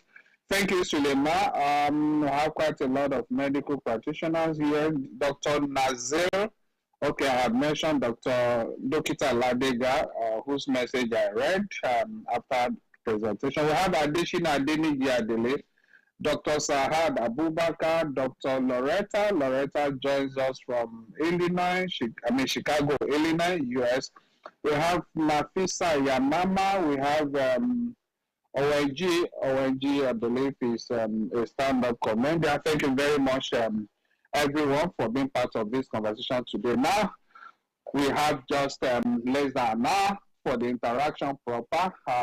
Having listened to the presentation by Dr. Mims, it's time for us. I believe we've all learned quite a lot. I will have quite a lot of questions also in the DM, but then let's start with the first reaction of contribution or interrogation, as the case may be, from a senior member of the platform, and that's Dr. Abdullahi. Dr. Abdullahi is also the founder of Excel Mental Health Foundation, who is also a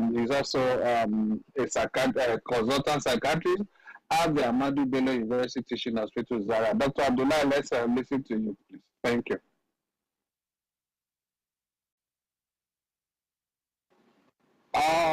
Okay, maybe Dr. Abdullahi is not yet ready, or his network is not set yet. Okay, Dr. Mims, I have quite a lot here before I come back to those on the space. We have those in our DM. Okay, this one is saying, I know the discussion on drugs and addiction has started developing gray areas because of the legalization of cannabis in some parts of the world.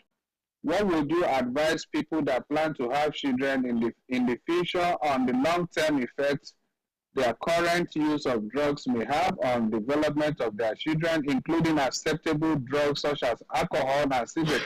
I believe you've taken care of this, but then you may still wrap it up again. Okay, the second leg of that question, or the second question from same person is it possible for the addiction genes to be altered in children such that parents with no prior history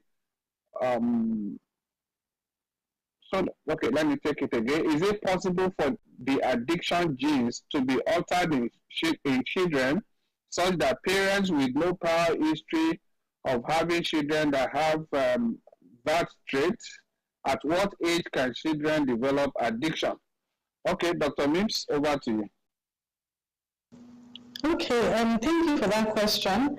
I want to believe, the question wasn't very clear. I want to believe he was asking if, like, a parent that has never had a child with addiction, can he have another child that has an addiction? At what age can addiction start?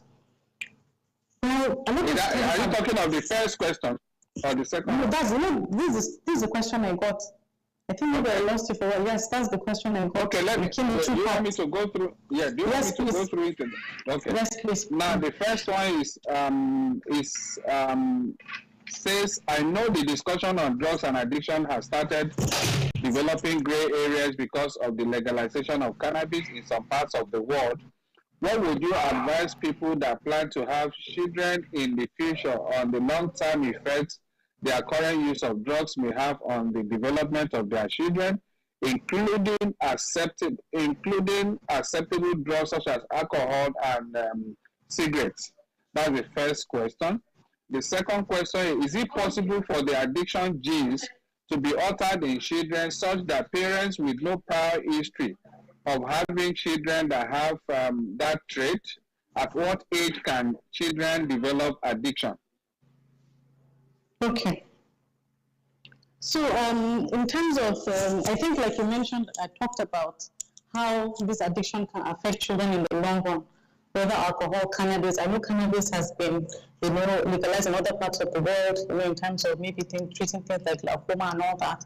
But the truth is, once you legalize something that was looked as illegal in the past, it's almost like opening a can of worms. In other parts of the world where things are controlled, I think it's easier because there are repercussions, you can only buy it with prescription, things like that. Even they are struggling with addiction and, especially in the Black community where you have drug abuse, all these black markets. If you bring something like that to Nigeria and say, okay, this is legal, I promise you, this thing is not going to go well. Because as it is, even the drugs that are not meant to be legal, that are controlled drugs, like I said, you still have people selling it through the back door and selling these things without prescriptions and all of that. And I think I already talked about, not to take us back, the long-term effects, whether it's alcohol or illicit drug use, how it affects their development socially, cognition, and all of that, and how these children can go on to have this substance abuse themselves. And that brings me to the second question in terms of he was talking about gene can be altered.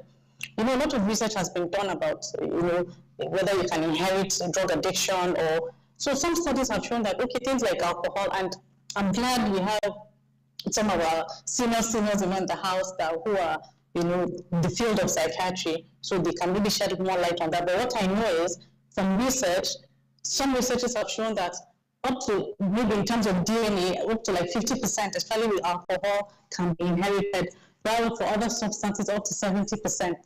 But then again, a parent who has abused drugs can go on to have children that don't, because we're talking about numbers here and probability and statistics, can go on to have children without any form of drug problem, right? We're looking at environmental factors as well. If you have a mother who, is nurturing, who has, shielded them from all of that, the child can go on to not have any drug abuse problems. Same way he penned that question that can you go on to have a child who has drug abuse when previously you didn't have? Yes, that can happen.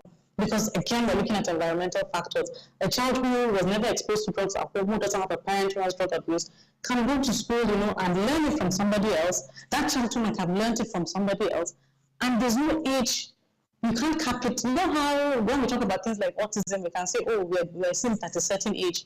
With drug abuse, I know it's commoner in the teenage years when they're beginning to explore, to know things. But you have children as young as 8 years old. They've been exposed to it, depending on the environment, if they have access to it, they can become addicted. So there's no one answer that fits all, so to say. But that's my own perspective. I don't know if that is clear on that question.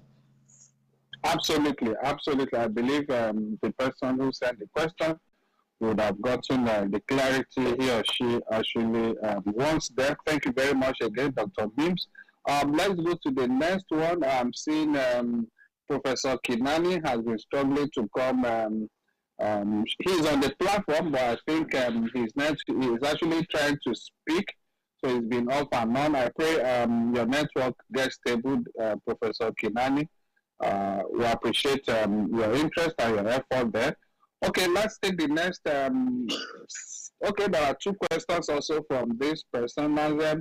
What resources, I believe some of these you might have also answered before, but you can also still wrap it. What resources and support systems are available to help drug-dependent parents navigate the challenges of parenting while addressing their own addiction? Good one. Okay, then the second question from her is, what are some effective strategies for supporting children who have parents struggling with drug dependence? I believe you are clear with those ones, Dr. Mims. I'm very sorry. Can you take the question again? I'm very sorry. Okay. All right. The first question, no problem. The first question is, what resources and support systems are available to help drug-dependent parents navigate the challenges of parenting while they are addressing their own addiction? That is the first question. The second one is, what are some effective strategies for supporting children who have parents struggling with drug dependence? Okay, so thank you for that question. So for the first question, when I did the presentation, I talked about the barriers, the challenges I see that comes to parents that have drug addiction. And I think I'm in the right platform to I think this is more about me learning about the resources that are out there. I'm not very aware of what I'm familiar is what happens in other parts of the world, where they have support groups, where you can take the parents go into rehabilitation and children are put in foster care, things like that. But I'm not very familiar, with the system here in Nigeria, how these parents get the help that they need. And that's why I mentioned it as some of the challenges and the barriers I foresee for parents who are ready to start the recovery journey, but then don't know how to begin, don't know who's going to hold their hand or provide them with support. Now, in terms of the children, what they need is, like in our type of setting, what that kind of parent will need is, one, they'll need understanding for whichever community they have or where they find themselves. They need understanding. Then they need people to step up and help. If it's a mother that can't take care of her children, and that's why every time I say I love Africa, I love our culture, how we always have a village and a community around us.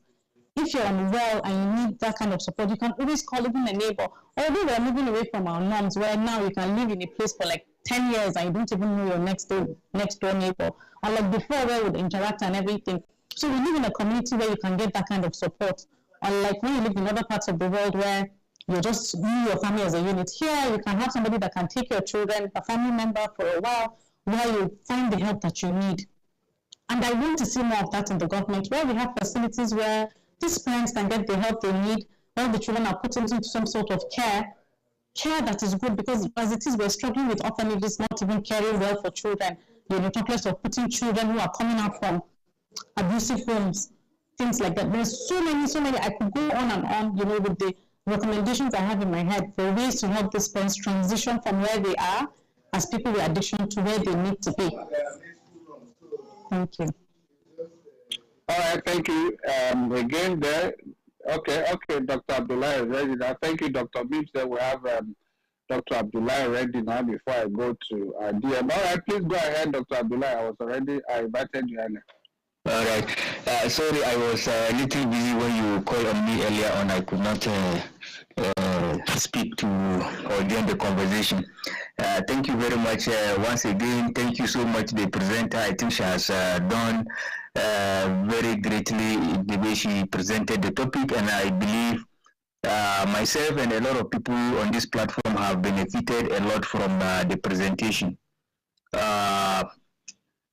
I just want to speak to this question she has just spoke to. Supports available. Like she said, I think in our environment, usually what we encourage is for parents or individuals to leverage on the support of the extended family system. I think one of the cases I have come across about parents with drug addiction or navigating the challenges of parenthood was with a certain lady with a 4-year-old child. In fact, I think that is the youngest drug addict I have seen in my life. She was a single mother, and she was a night walker as well. So usually what she does was to give the little boy some small amount of alcohol to make him sleep so that she could have time to do her work. So eventually this boy developed withdrawal since he doesn't have the alcohol. So what we did was to look on her extended family system. They were quite understanding. When we discussed with them, they were ready to help. So what they did was to step in, and were able to rehabilitate the mother and the baby. And the they did very well. In fact, they are doing very well as I speak. So usually we don't have formal, a lot of formal organizations, like she said, outside the country, outside the continent, where you can have this support organization that can always help. They can take your child while you go for the rehabilitation. But of course, fortunately enough, as Africans, we have this extended family system where you can always find one or two persons that are ready to step in and help. So that is a good place to start. But of course, like she said, the most important thing is to recognize that there is a problem, accept that there is a problem, and show the willingness to face the problem head-on, seek for help, and be willing to go the long haul, because, like she said, it's a tough one. Forget about the cost. The recovery itself is a tough one that individuals must be willing to go the long haul. So thank you very much. Thank you very much, Dr. Abdullahi, for your encouraging and rewarding great insights always. Thank you once again, Dr. Abdullahi. Dr. Abdullahi is of the Ahmadu Bello University Teaching Hospital, Zaria. Before I come to the head of our Chicago, Illinois-based member, let me quickly once again acknowledge another of our US-based member, that's Tinu Idowu. Tinu Idowu is also a medical practitioner. We have Shi Edoze. Also, we have Shola Tolani.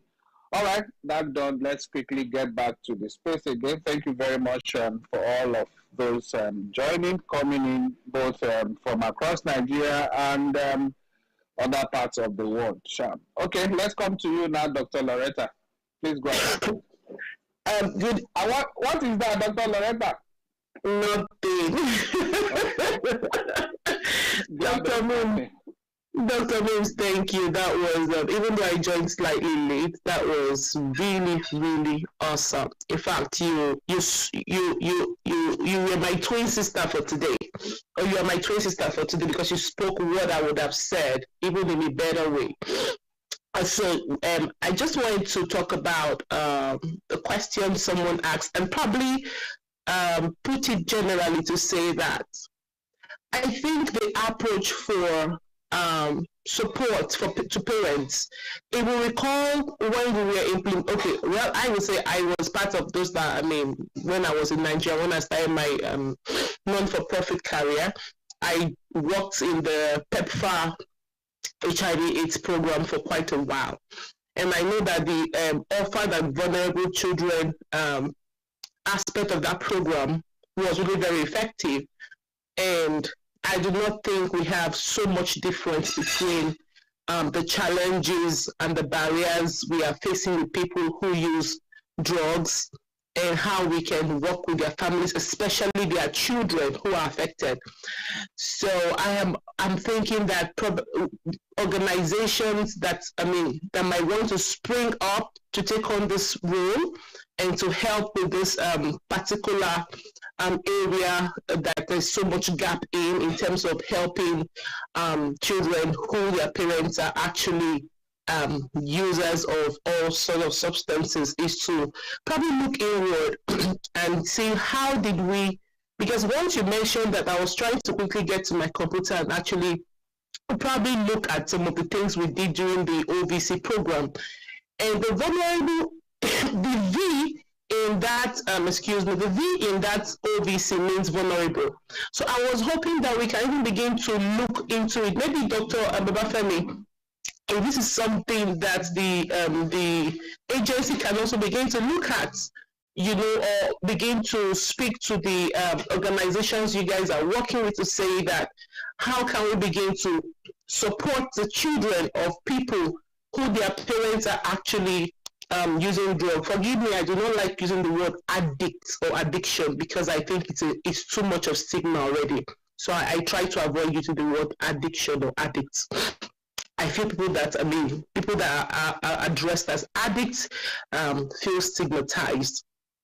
So if we can look at those strategies, those steps, those programs we took, because like most people, excuse me, my husband is cooking and he's Mr. Bafemi's brother with plenty pepper, so he's entering my nose.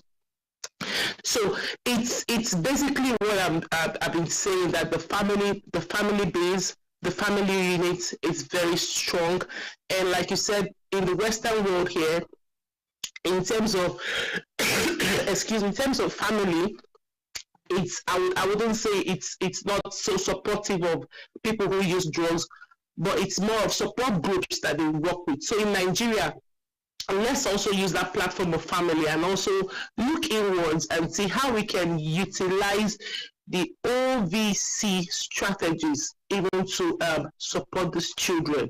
For the parents, like you said, addiction is a terrible thing. Where I work, one of my staff right now is facing disciplinary panel very soon. He's been clean for a long time, a very long time, a very, very long time. And just last week, he had to use, and when he used, it knocked him off in the office.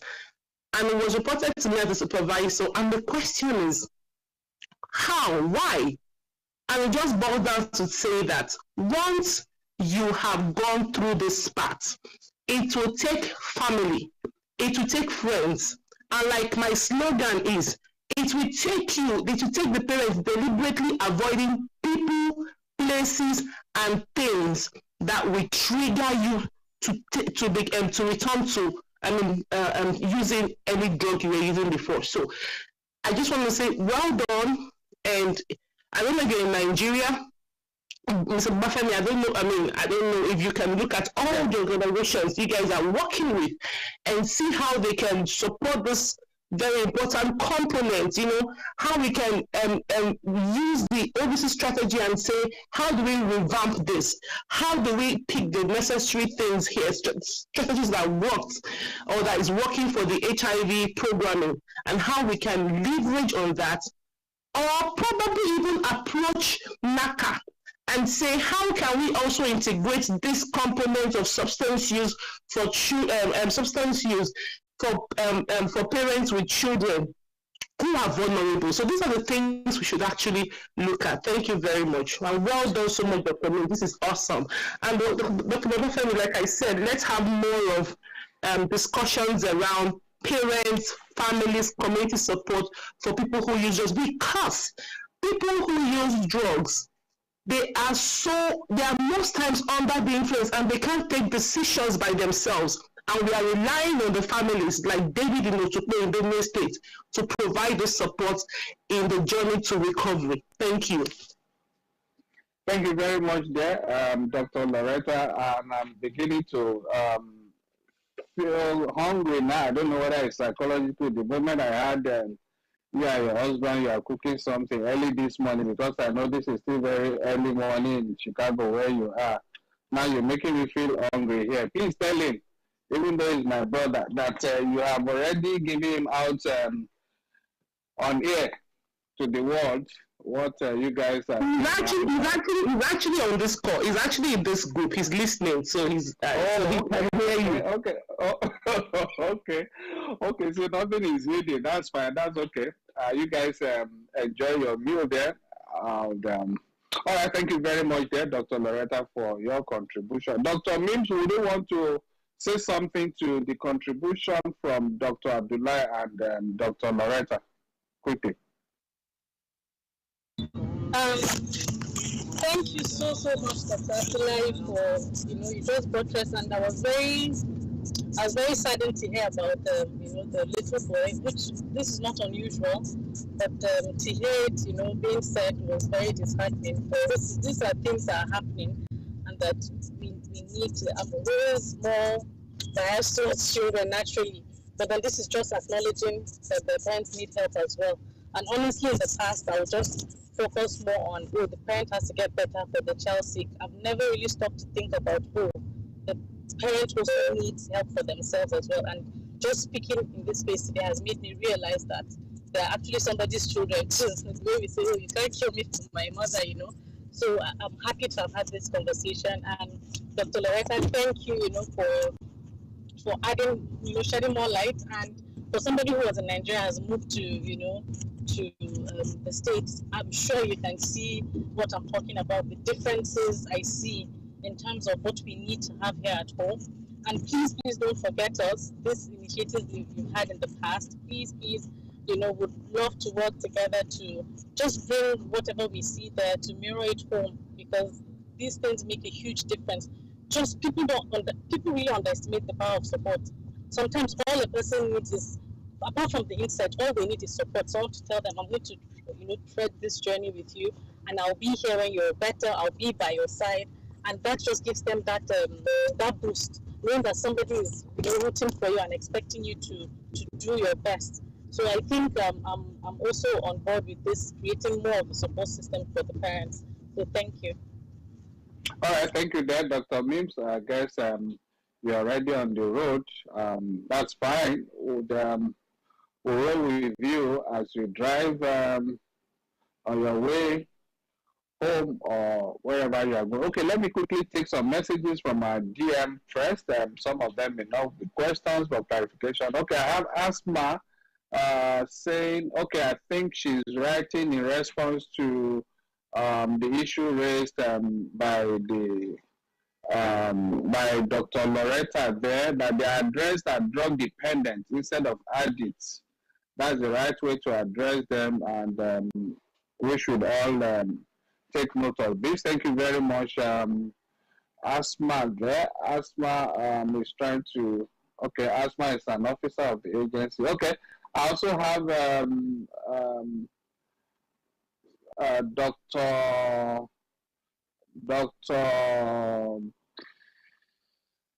Oluwaseun, right? When he goes on the handle Avatar, he's a medical doctor. He's also saying, excellent presentation. The presenter did justice to the topic. Thank you so much. All right, thank you very much, Avatar. Okay, Blank Mind is also writing, addiction is scary. Thanks for this program at NDLA_Nigeria. Thank you very much, Blank Mind.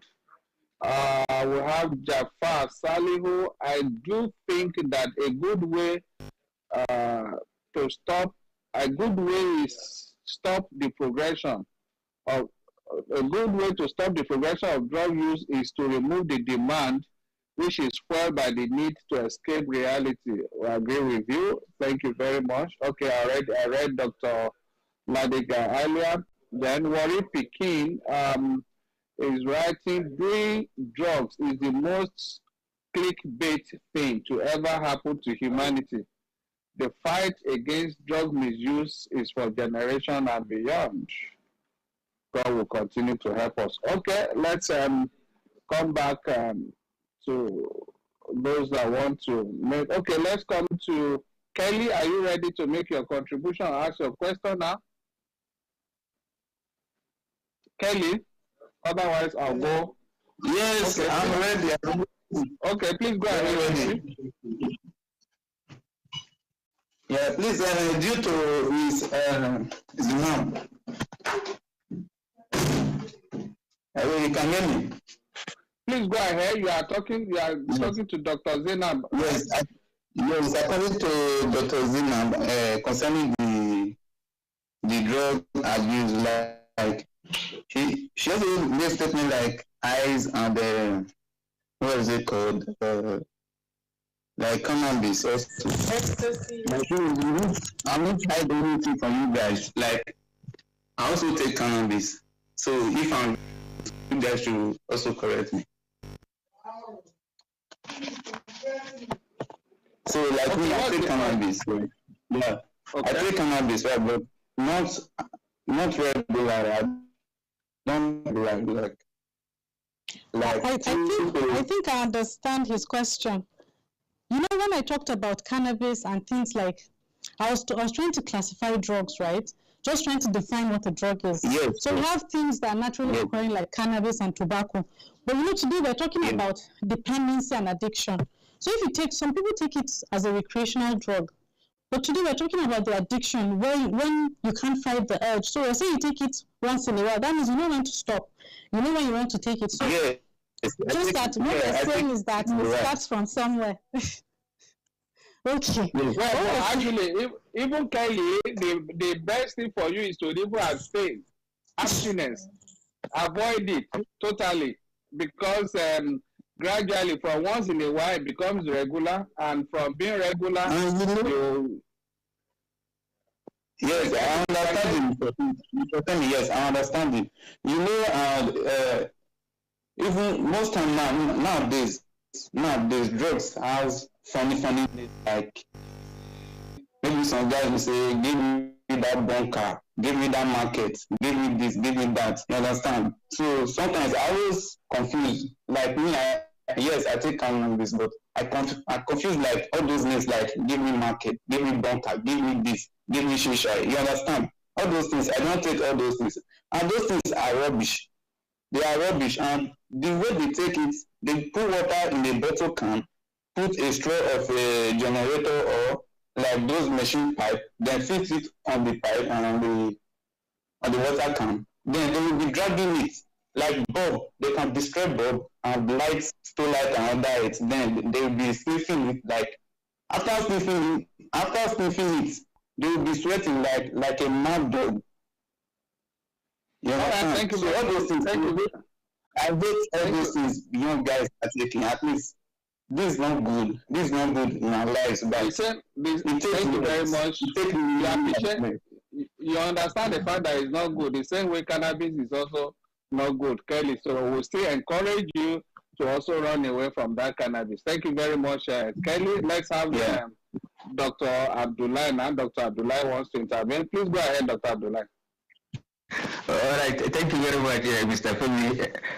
You have said it all. I just wanted to tell him that if anybody you see that has become dependent on a drug today, he was able to control it yesterday. That is what we see. Addiction is like when you can stop, you don't want to stop. And when you want to stop, you cannot stop. That is just the essence of addiction. The fact that you are able to decide to take today, if you die, you wouldn't take tomorrow. A time will come if you continue that you would become unable to resist the need to take it. So it is better avoided. If truly now you are able to do without it, use the opportunity to stop it. If you do not stop it, when you want to stop it, you will not be able to stop it. That is the truth. Thank you very much. All right, thank you very much. I believe you. The message is very loud and clear there, Kelly. We encourage you, please stop it now that you can still control it. Thank you. Okay, we'll take, where is Sati? I saw Sati, I approved that, she disappeared. Okay, all right, let's take the next intervention from, okay, let's have Bashar. Bashar, are you ready? Yes, thank you so much, Mr. Femi. Please, mine is just, to draw your attention.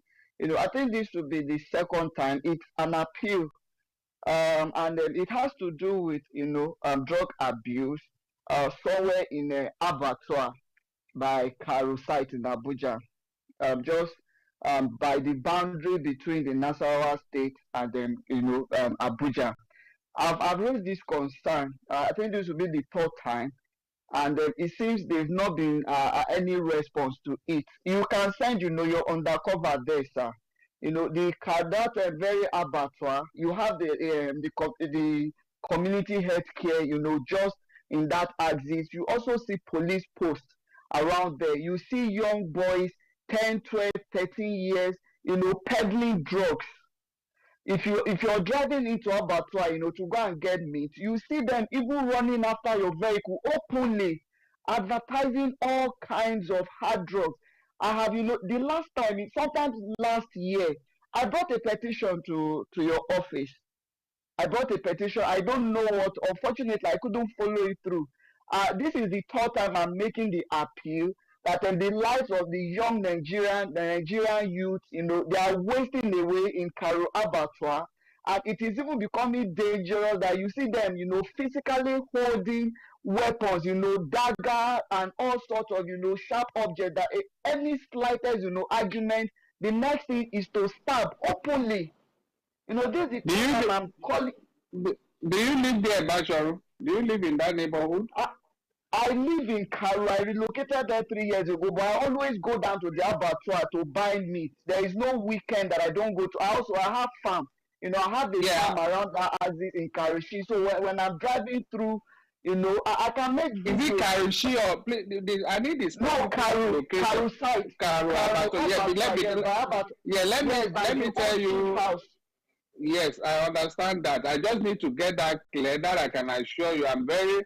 I understand the situation in that place, and I know that hardly do you have 2 weeks that our FCT command don't raid. That our FCT command doesn't go for raids in that location. So it's a perennial situation. But I should bring it up again because I have the reports. Anytime they go for raids there, I have the reports. But don't forget also that some of those people use drugs, and most times when we bring them in, when we do profiling, we have to establish whether they are users or they are dealers or sellers. When they are dealers or sellers, those ones will prosecute. But when they are users, more often than not, we try to get them on counseling, for treatment, and in some cases, after their treatment, they go back, and in some cases, these same people go back to the old habit again. So that may not, that's probably one of the issues, but I can assure you, as you raise it again now, immediately after this space, I'm going to take it up with our FCT command, and they know what to do on that. Thank you very much once again, Bashar. I appreciate it. Yes, thank you so much. Thank you, sir. You're welcome. All right.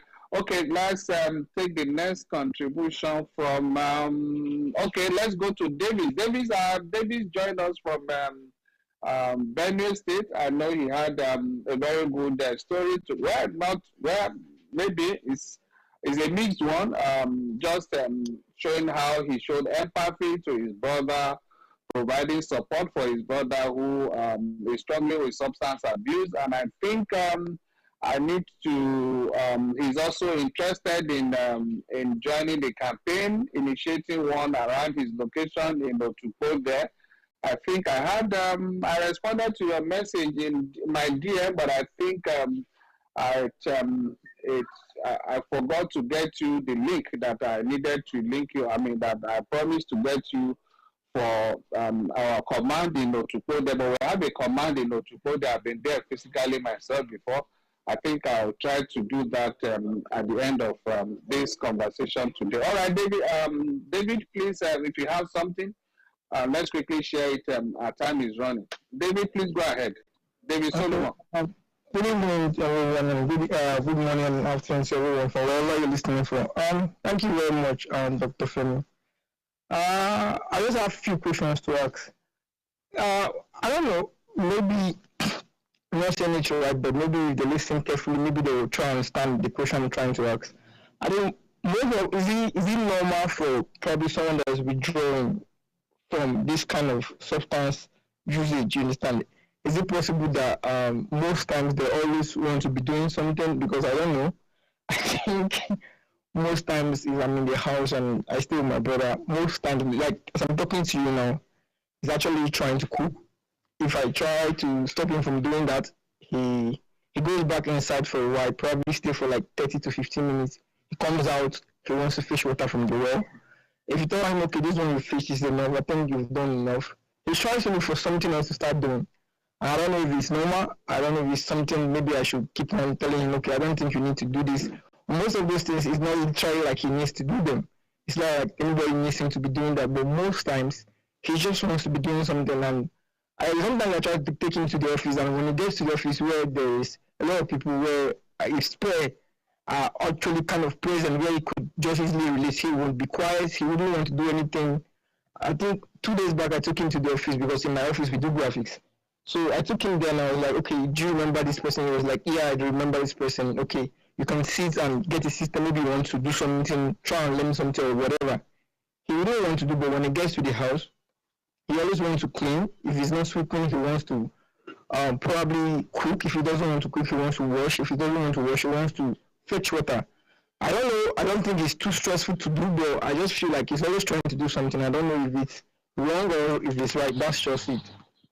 Thank you very much, David. Okay, maybe Dr. Zainab, is what you can respond to, please do. But then I think Dr. Abdullah is well placed to also respond to that. Thank you, Dr. Please go ahead. Thereafter, Dr. Abdullah would have to help us go through that again. Okay, Dr. Mims is not ready. Okay, Dr. Abdullah, are you available? Because yes, I am available. Yeah, that's your area. Okay, yes, I got the question. Usually, people that are withdrawing may do that, but we need to understand the context in which he is doing that. There are those that are doing that because usually when they are sitting down idle, a lot of thoughts comes to their mind, a lot of, they just want to do something that will take their thoughts away from the drugs and it associated or related problems. There are those that do that, and we do see that, and that is why in our rehab centers we provide them with things they can get busy with, like games, and other things. Now there are also some few of them who, for the use of the substance or because they have been using the substance, they might be having certain things we call auditory hallucinations. They can have voices telling them do this, do that, and they are just simply obeying those voices. So I wouldn't be able to say why he is doing that until one interact with him. If you interact with him, if there are hallucinations, you will know. And if it is just the issue of trying to keep himself busy so that he can get away with from the thoughts of the drugs and it-related problems, then one will also know. But of course, we see that quite a lot in people that are undergoing rehabilitation.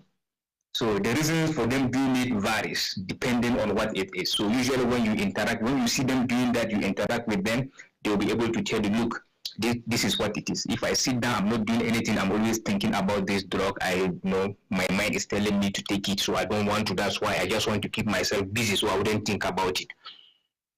You understand that. And then there are those that will tell you that, look, for some reason, some voices are just telling me to do this, to do that, and this is hallucination. And then you treat appropriately. All right, so that is what it is. I think you should get somebody to speak to him, a professional to talk to him, so that the person will understand what it is that is making him do what he is doing. Thank you very much. All right, thank you very much there, Dr. Abdullah. Dr. Abdullah is a consultant psychiatrist. Thank you, always ready to provide support and assistance. Okay, David, I'm sure that's clear, but then if you don't have some assistance around you there that is talking to a psychiatric doctor who can assist to assess his situation and advise appropriately, and like Dr. Abdullah has said, like I told you, we have a toll-free helpline where we have also people, experts, mental health experts, including psychiatric doctors that would provide assistance and support for people like that. If they have to speak to him, they will speak with him and tell you what to do after the assessment. Like I said before, if you didn't get the number, our toll-free helpline is 0800-1020-3040. I repeat again, 0800-1020-3040. That's the number to call. You will definitely get some assistance and support there. Like I said, immediately after this program, I'll send you a message on DM to link you up with our command email to go there. Thank you once again. Dr. Mims, I think it's about the time you will have to give your closing remarks before we draw the curtain on today's conversation. Are you available, Dr. Mims? Right, Dr. Mims? Okay, I guess she's on the road. Okay. At this point, I would have to appreciate all of us for finding the time to join us for this conversation today. It's been an awesome 2 hours. Excuse me, please.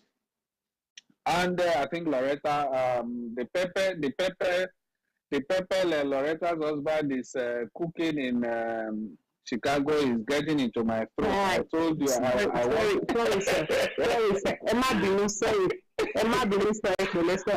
Loretta, because there is no such thing that will make me call for get my throat scratching me here. But then, thank you. I appreciate you and your family out there. Thank you very much. Okay, once again, we'd like to appreciate everyone on the space, especially Dr. Abdullah. Dr. Abdullah is of the Ahmadu Bello University Teaching Hospital.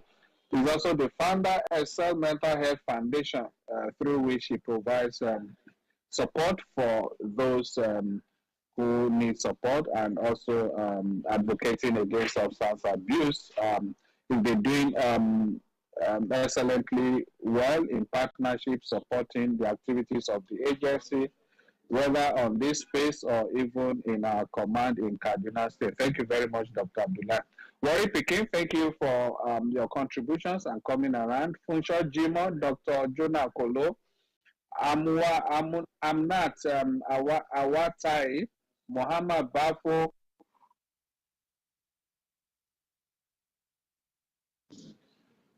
Dr. Mims, I think she went up, but she's back now. We may have to give her. Dr. Mims? Okay, let me go ahead. When she's stable, she can then give his closing remarks. That's his parting shot. Aliyu MU, Areola. Dr. Mims, is your network stable now? Yes, you went off, but I didn't even realize that I'd gone off. Yeah. Because yes. Yeah, but okay, just let's have your parting shot in some seconds. Okay. So I just want to say thank you. I'm very honored to have been invited to speak on this platform. I believe I've joined this community automatically, and I'm really looking forward to, the things that we could do together in terms of creating a supportive system for parents, because now my mindset has shifted, like I said, from just thinking about the children and the consequences of the effects of a parent that's abusing substances on the child, but thinking about the parent as a person. So I'm really looking forward to that, and I've already employed Dr. Loretta to, join us and help us from wherever she is. And I want to commend NDLEA for this kind of initiative. And I was happy again, like I said, to hear that the different commands are doing enlightenment, and even in market spaces, because we have to get to the grassroots to get people to understand and all of that. So thank you, and well done to the NDLEA for all of the help and support for already that they're doing, and we can still do more. God bless everybody for joining and contributing. Good night, everybody. All right, thank you very much, Dr. Mims. Dr. Mims, that's what she's known out there, but then she's actually Dr. Zainab Yaro, the medical director, Dr. Mims Clinic and Wellness Center in Abuja here. Dr. Mims Clinic and Wellness Center is a renowned pediatric hospital in Abuja, certified infant/child CPR and first aid instructor. Thank you. She's also the co-founder of Progeny Cerebrum. That's a mentorship platform which provides support and mentorship for medics in training. She's also the author of My Little Human's Personal Health Record. That's the yellow book. We appreciate you. We're glad that you are part of our community now. And can I tell you that Loretta doesn't joke with such challenges. I mean, such invitation to join any group or any form of movement, as long as it's community based. Has humanity as the focus. We appreciate all of that. Okay, we also like to appreciate Yusuf Wasil, John Ogunjimi, Auntie Kemi, as I know her. She's a professor of a beautiful school in Abuja, I think around Karude. Dr. Dokun Adedeji is the founder and chief executive of Center for Lifestyle Adjustment and Wellness Law, that's based in Lagos. We also have Black Mind, thank you for your contribution. We read your message in our DM. And Dr. Hasia Damubio is temporarily, I hope, in North America there. She used to be in Abuja here before she jackpacked small. but I don't know whether it's a full japa or temporary japa. I'm still watching her. Thank you very much, Dr. Asiya Adamubiu. I think it's cold out there. That's why she's not, she's just listening to us. She's not speaking today. I know I can understand the weather out there this period. Fadazio, Dr. Abiola Buremo. Dr. Abiola Buremo has also been a guest here before. Thank you. We appreciate Professor Joseph Kinani. Professor Joseph Kinani joined us from Port Harcourt. He's a university don. David Solomon, who just spoke. Thank you very much, David, who joined us from Benue. Suleiman, Dr. Nazir, Dokita Ladega, thank you very much. Adeshina Adeniji Adele, Dr. Saad Abubakar, Dr. Loretta, okay, my own Loretta, out there in Chicago, Illinois, and Nafisa Yamama, thank you, Nafisa, and the popular comedian ONG, thank you everyone, including all of those. We could not mention their names. Thank you, we appreciate everybody. It's just for want of space, otherwise we have to be spending the next hours calling out everybody on the space. Let me also quickly, before we shut down, my colleagues here, Shidi Musa, Francis, Mahmoud Dele, Valfield, Blessing, Shade, Comfort, Meta, Jane, Tumbi, and the rest of you guys. I appreciate all of you. Again, I cannot mention all your names. Please forgive me for that. It's Friday. Thank God it's Friday. Please, let's remember to spend our Friday, our weekend, within the confines of the law. Let's not do what will put us in trouble. Just say because it's Friday, so you are free to go into substance abuse. Remember that this is all about you, about your life, about humanity, about public health, about your safety and the safety of others. This is where we hope to get it down today until we come back to this space again next Friday, the same time, 3 p.m. I remain yours sincerely, Femi Babafemi, and I hand you over to my colleague now, Mahmoud. Please go ahead.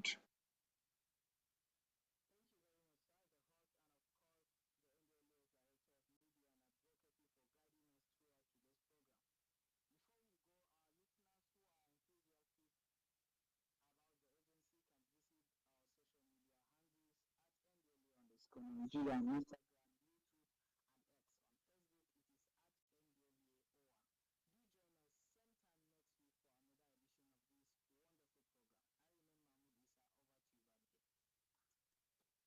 Instagram, Hello, doctor.